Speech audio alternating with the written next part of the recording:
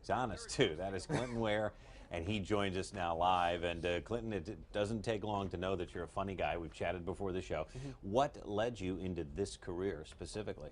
Well, I was always a goofball in school. I mean, when I went to a normal middle and high school, and one of the defense techniques a lot of people have is, in order to not be bullied, you got to be the class clown. So Right. I developed that very at a very young age, and then was able to monetize it. So, Yeah, I was very fortunate. Smart. And you were born legally blind. I was born legally blind with a very rare eye condition, so my vision can't be corrected. So I'm stuck with it. Okay, but you've made the best out of it, and in your spare time you do speaking engagements. What is your message to those folks that you speak to in terms of, like you said, combining your handicap perhaps into your career? Yeah, so I mean, I tour around the country and doing college gigs and corporate stuff as well as comedy clubs.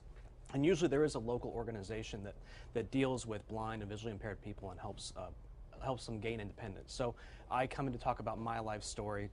One of the problems I had when I was young, there weren't a lot of role models. So, I mean, the biggest role models for me when I was young were Stevie Wonder, Ray Charles, and Mr. Magoo. So, you're right.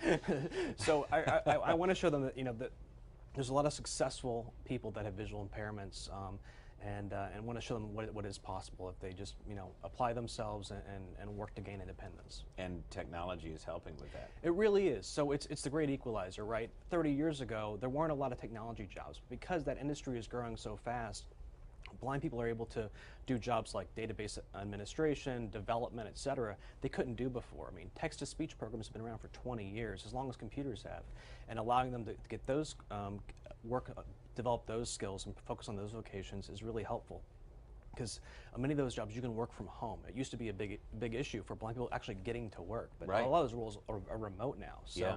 It's very, very helpful. Well, in many ways things have gotten better, but in other ways, you talked about being bullied. We live in an age where it's in many ways we have a greater awareness of it, but it's also easier to bully with social media and things like that. So as you go out and spread this message, why is it so important to get the word out? Well, part of it is that a lot of people they're in a situation and they don't realize what's out there that can help them, right? The unemployment rate in the blind community is over 60%, compared to the national unemployment rate of 3.7%. Yeah, big difference.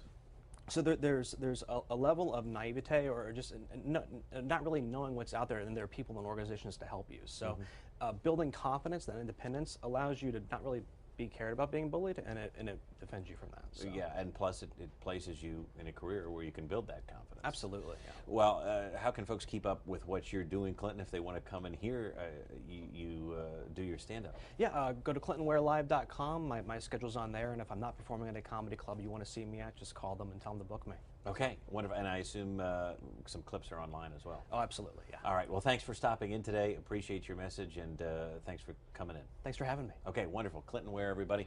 A lot of